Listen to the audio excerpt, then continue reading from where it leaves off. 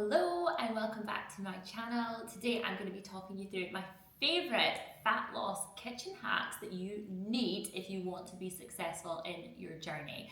If you are not already, hit subscribe now and let's get into it. Most women think that fat loss is just about willpower or discipline, right? But a lot of the time, it actually is going to just come down to how your kitchen is set up. If your kitchen is still set up in the way it was before embarking on a fat loss journey, it's going to be much harder to stick to your goals, because usually that means it's high calorie options that are easy instead of low calorie, high volume, high protein. If that's the case, you're going to struggle no matter how motivated you feel. So in this video, I'm going to show you simple, straightforward hacks that you can implement to make it 10 times easier. Now, I feel like I'm going to be exposing myself a little bit here, so don't judge the state of my cupboards, but I just want to sort of explain the amount of stuff that we have. And like, this is one thing that is going to be, a huge game changer for you in terms of the most underrated fat loss hack. Now, you probably have some, herbs and spices, condiments in your cupboard, right? But these are the things that are really going to make it easy for you to whip some nice meals together without feeling like you have to be super organized and meal planning and all this stuff that just feels so overwhelming that you don't even know what to do with it. You see, most of the time people think healthy food is boring because they don't season it, they don't add any flavor. Like if you're literally boiling some rice and broccoli and a chicken breast, it's going to just taste rank.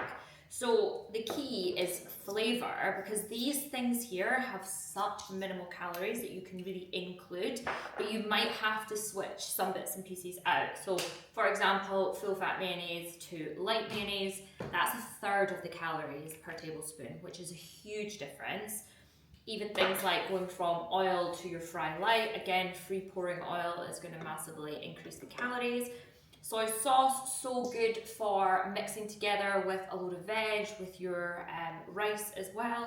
And then we've got our seasonings, okay? So we've got like Cajun spices. We love these like Nando's flavoring because again, they're just gonna make the chicken taste really tasty without adding too many calories. So I would be stocking up on these in your cupboard as well. And they're not expensive, like I think they're like £1.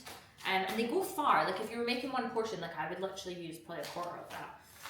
And then you've got like your sizzling steak mix, you've got chili con carne, you've got chili and honey fajita. Like these things keep so easily in the fridge and in the cupboard, and really helpful to have. We've got some like Italian herbs, we've got some like cumin, paprika, the usuals, obviously salt and pepper. We've got some hot sauce, again, really easy for whipping up some sauces. I've got like a curry powder. Again, if you are someone who loves a curry but think that it's really high calorie, like getting like a paste or a powder to add in with some chopped tomatoes is such a game changer. So this would be like overhauling your cupboards, looking at what's actually in there, thinking about what you actually want to use, replacing some of your full fats for some of these bits and pieces, and just making sure you've got these to hand to make really simple, effective, tasty meals. Next up is going to be our easy peasy lemon squeezy of our dry foods that we can keep in the cupboard.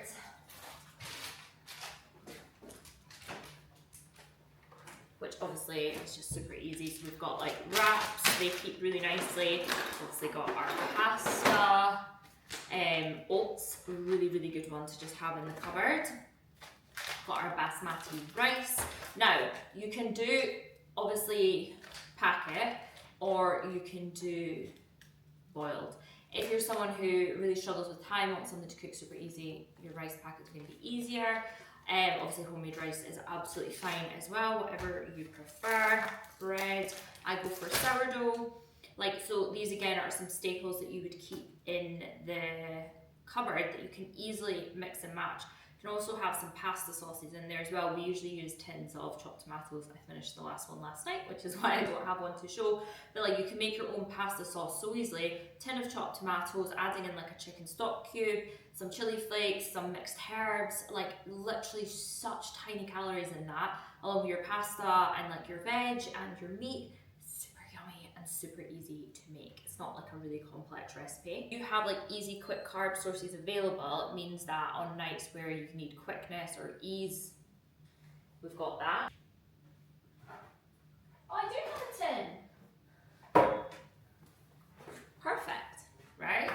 Then we've got some meat options, okay? So a couple of different things for this. When you're doing your food shop, say you do it on a Sunday for the week, I would definitely recommend buying enough meat to last you the week, but freezing some of it, because we all know that it can go off pretty quick or just look a bit rank or whatever. So we actually here in Dubai do buy it daily, but that's purely because the sell-by dates are just not good. So for example, that will do us one meal, and we'll just buy one each day. But you could buy a load of these and just stick them in the freezer, and then you just take them out the night before and then cook it the next day. It's going to mean that you've got backups in there. You can also buy like frozen cooked chicken and stuff in the supermarkets, which again would be super easy. You've got frozen prawns, salmon, all really good stuff. That, like with the prawns, you can literally just chuck it in a pan, especially if they're cooked, super easy. And like the salmon, stick it in the oven, for example. But you're gonna have your meats of choice for the week. We also buy cooked chicken for lunches. So obviously on a busy day, if you don't feel like you've got time to meal prep, we would just chuck this chicken into rice or pasta, or even on a sandwich, and it's super easy. You can buy sliced variations in Tesco, etc. Tuna obviously keeps really well. You can buy salmon tins as well, and by having these kind of things stocked up, it's going to be really easy. On a Sunday, the other thing you could do is just like batch cook your meat for like the next 3 days. If you made something on a Sunday, it's going to last for Monday, Tuesday, Wednesday, and then Wednesday evening you could then prep for Thursday, Friday, for example, if you did want to be a bit of a meal prep queen. But yeah, have your protein staples in there. If you're vegetarian, you can obviously have tofu, chickpeas, beans, etc. in the cupboard that are going to keep really, really well. Key with this being easy is just trying to understand that everything mixes and matches, okay? And what do I mean by that? So you could have rice,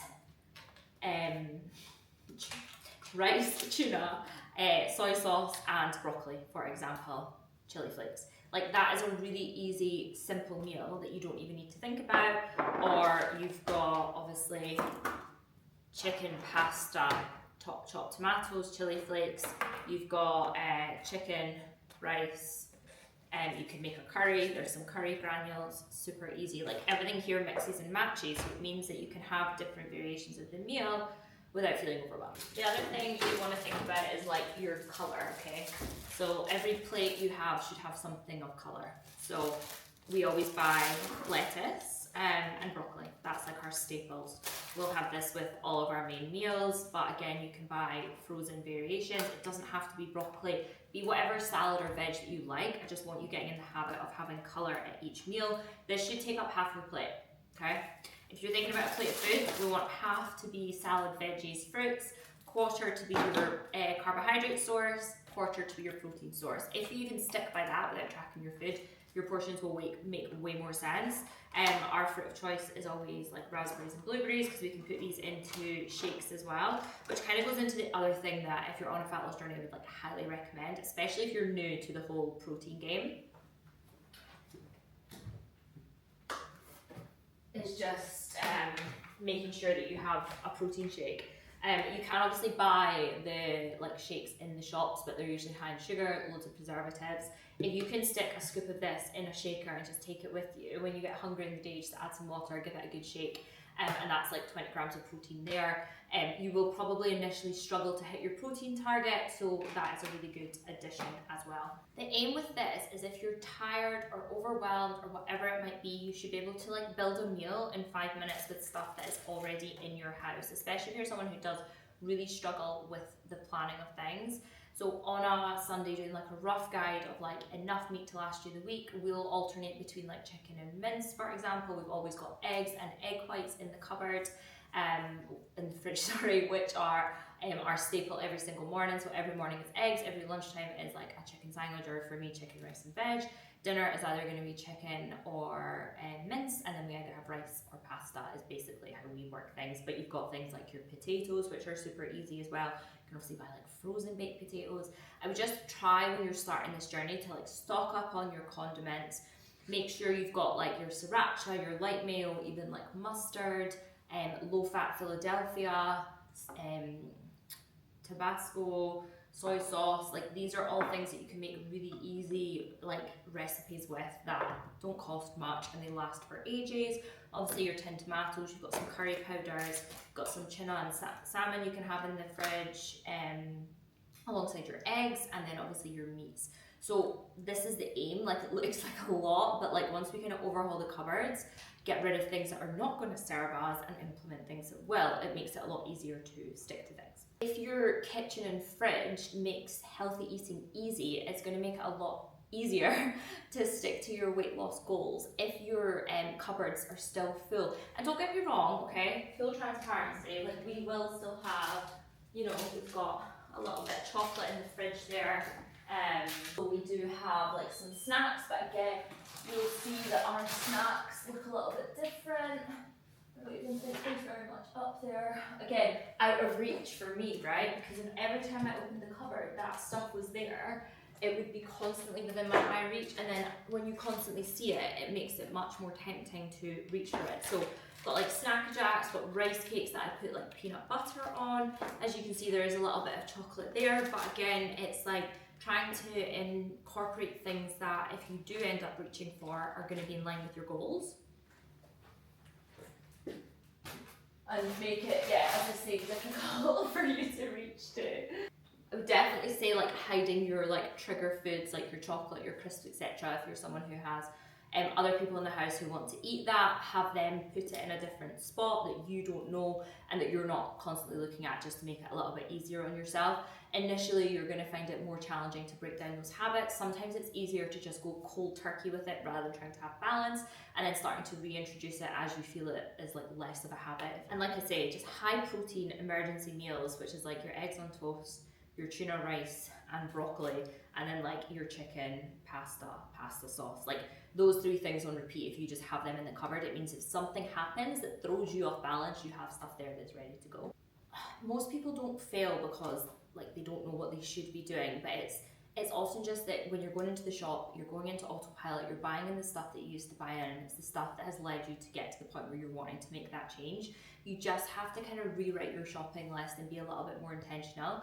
Like this doesn't need to cost loads of money. Like these things are usually quite cheap. As I say, these are like your weekly staples, and then have those things as your kind of weekly shop now. And like the extra bits and pieces, for example, if you wanted a chocolate bar, a cream egg, a packet of crisps, like, you know, maybe I'll go walk to the shop and get myself a little treat that I fancy, rather than having just endless amounts of it in the house, I think can be a super helpful tool as well. If you find this helpful, this is exactly the kind of structure I help my clients build into their lives. You can comment kitchen below and I'll send you over my protein cheat sheet, and I'll also pop in a little link to our form if you are interested in getting a little bit more support on your journey. Remember, fat loss is not about being perfect, it's about building systems that feel easy even when life is chaotic, and that is the key to sticking to it. Hope this has been helpful. Please do give it a big thumbs up, and I'll see you in the next one.